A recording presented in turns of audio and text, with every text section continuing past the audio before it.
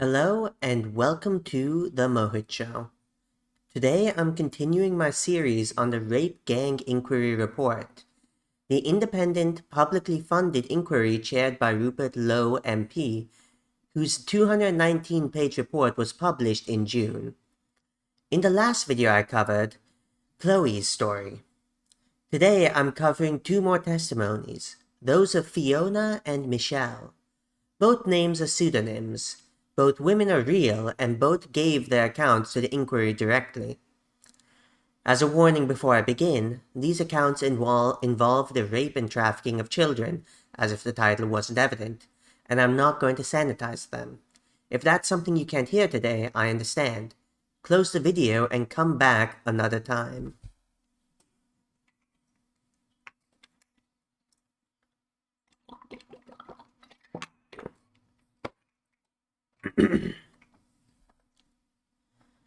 What links these two testimonies isn't only what was done to them.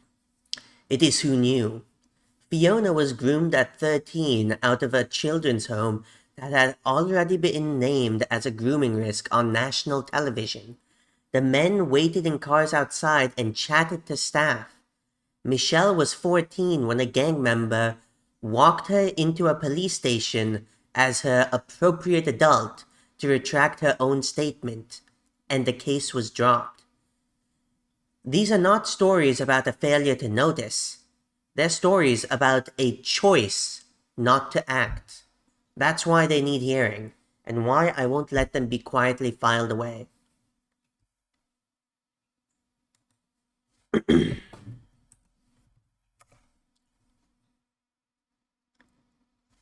Fiona grew up in a highly abusive household marked by domestic violence, severe emotional abuse, and repeated suicide attempts by her mother, which Fiona witnessed.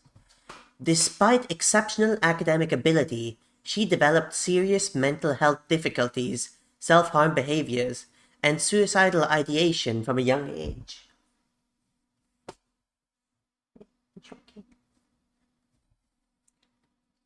After escalating abuse and failed disclosures, Fiona entered care at the age of 13. She was placed in a children's home that had already been identified as high risk for sexual exploitation in a television documentary prior to her arrival. Inadequate supervision meant she went missing repeatedly. At 13, she was groomed by adult Pakistani men, whom she estimates were aged between 24 and 45. The grooming began with affection and alcohol, quickly progressing to rape, drug dependency, threats, and trafficking. Care staff negligence was extreme. Abusers would sit in cars outside waiting for the girls, openly converse with staff, and even phone the home to inquire about them. One care worker told Fiona's mother that her boss had described recording the men's car registration plates as above her pay grade, warning that she would lose her job if she did so. Fiona believes the staff were aware of what was happening, but felt powerless to stop it rather than being actively complicit. Nevertheless, the children's home received £5,000 per week to care for her and failed miserably. Fiona suspects the management avoided proper investigation for fear of being labeled racist. Only the police took any formal action, issuing harboring notices to the men, official warnings stating they had no permission to associate with, contact, or house a vulnerable child. However, no further action followed. When Fiona's mother called the police to report her daughter missing and mentioned a history of abuse by Asian men, the call handler told her, "You can't describe them as Asian men because that's racist. You should just be glad your child is being taught a different culture. You should just be glad your child is being taught a different culture." On one occasion, a police officer returned Fiona to the house where the abuse was occurring and told the men to have fun with her. On another occasion, police instructed the abusers that if they could persuade Fiona to sign herself out of care, the police would stop bothering them. The gang then tried to convince her to do so, intending to traffic her to Kashmir. She was only prevented from leaving the country because she did not have a passport. Between 2008 and 2012, Fiona was repeatedly raped by multiple men connected to organized grooming networks. She was often kept in a house known as a party house, where between 10 to 20 men would attend at one time. On one occasion, she was encouraged to bring her friends because the owner had relatives visiting from Birmingham to celebrate Eid and expected girls to be there. Within the house, the girls were routinely referred as white slags, while the men wanted Pakistani girls kept pure for marriage. The gangs reportedly discussed fears that the English Defence League, EDL, would arrive armed, so they kept baseball bats for protection. They also allegedly spoke of attending EDL demonstrations with weapons. Fiona was not only trafficked and raped across multiple cities in the UK, but was also forced to traffic drugs. Drugs, intimidation, and violence were used to control her. She was made to clean up the knives from the scene of 2 fatal stabbings. She was present during a shootout. Her abusers bragged to her that they had hidden dead bodies in certain locations. A few days later, Fiona recalls the news reporting on a body being recovered from the same location that the abusers had disclosed to her. As a result, threats of violence carried enormous weight. Now, at 14, Fiona was abused by a man known as Rambo. He had entered Britain illegally on the back of a lorry. Previously castrated in Pakistan as punishment for child abuse, he had then fled to the Philippines, where he allegedly attacked multiple women and children with a large knife, the origin of his nickname. Rambo was locked in a room with 2 girls and subjected them to extreme sexual torture. This case illustrated that, in some instances, the sexual abuse of children was driven more by humiliation and control than by sexual gratification. At 15, Fiona became pregnant while in a mixed-sex care home. Her son was later removed and adopted due to the ongoing exploitation risks, yet Fiona herself was left in the same dangerous environment. The abuse continued into her adulthood.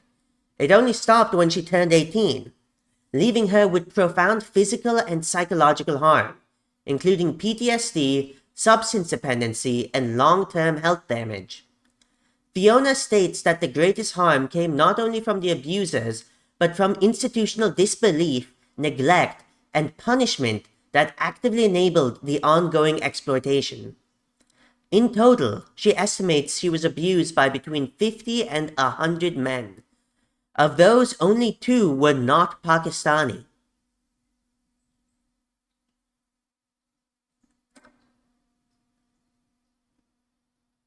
I was beaten regularly. I was drugged, filmed being raped, and the footage was distributed.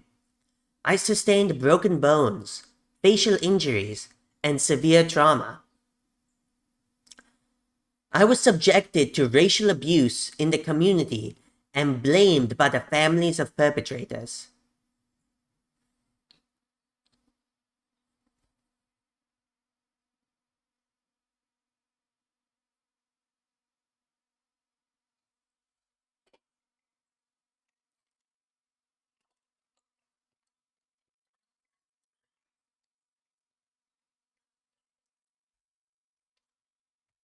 Michelle was physically abused in childhood by her mother and stepfather. Her mother had multiple partners through Michelle's childhood, many of whom also abused her, some sexually. She believes this early experience created an association between abuse and love, leaving her particularly vulnerable. From the age of 13, she was groomed by 3 adult Pakistani brothers who supplied her with alcohol, cigarettes, and drugs.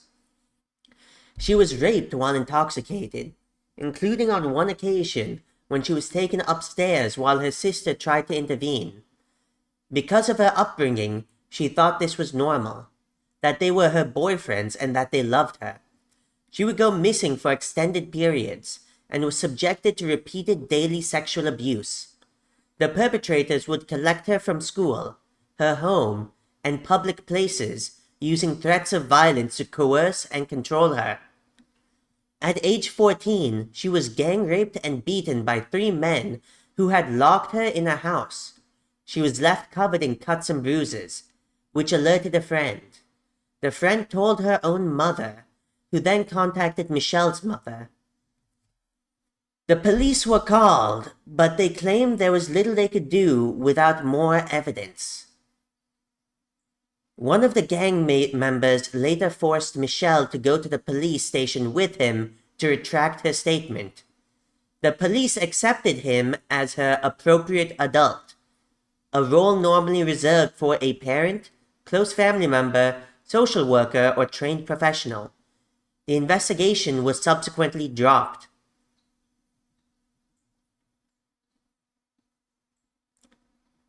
One of Michelle's friends, who lived in a care home, would be collected directly outside by the same gang. Care staff would call the police, but officers reportedly referred to the girls as prostitutes, despite them being children. Both social services and the police, Michelle says, failed to understand the situation and believed the girls were engaging in the activity by choice. As a result, little was done to intervene. When she was abducted and went missing, no one came looking for her. A social worker once told her that, at age 14, she would be allowed to live with her 30-year-old boyfriend as long as they did not share a room. Michelle was raped in bin sheds, threatened with a knife, and forced into sex with multiple men waiting in cars. She was drugged, beaten, burned with cigarettes, locked in rooms, and passed between men. An amusement arcade was used as a front for drug dealing and the sexual exploitation of children. She became pregnant 4 times as a child as a result of rape, leading to miscarriages, 1 abortion, and 1 surviving child. Of her abusers, she states 98% of them were Pakistani Muslim. If not, they were Iraqi Muslim or Kurdish.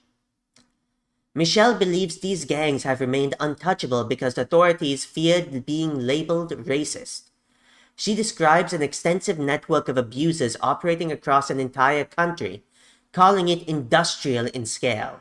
It functioned as a large central network, with smaller connected groups in specific localities.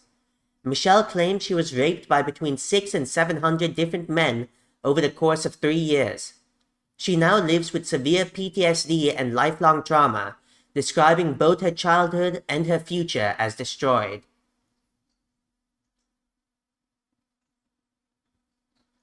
The inquiry panelist asked, What would you say the main issue was? And Michelle responds, I don't think that they cared much about us. They didn't want to open that can of worms because it's a religion thing. I'd probably say 98% of them were Pakistani Muslim. If not, they were Iraqi or Kurdish. You know, people love talking about rape culture until they actually just went and welcomed in that rape culture and defended it. Went and silenced any discussion of that rape culture and how it's literally in the book. But, you know, this doesn't stop unless people actually address the issue. It won't stop if people close their ears and refuse to hear what's happening, what people are doing. This is happening in a developed country. This doesn't need to happen. This can be very easily stopped. Even in a country without guns. It can be very easily stopped, but they aren't. They aren't right now, and they aren't listening. No one's listening right now. Even most people talking about this have not read this document. They haven't even processed how horrific these actions are.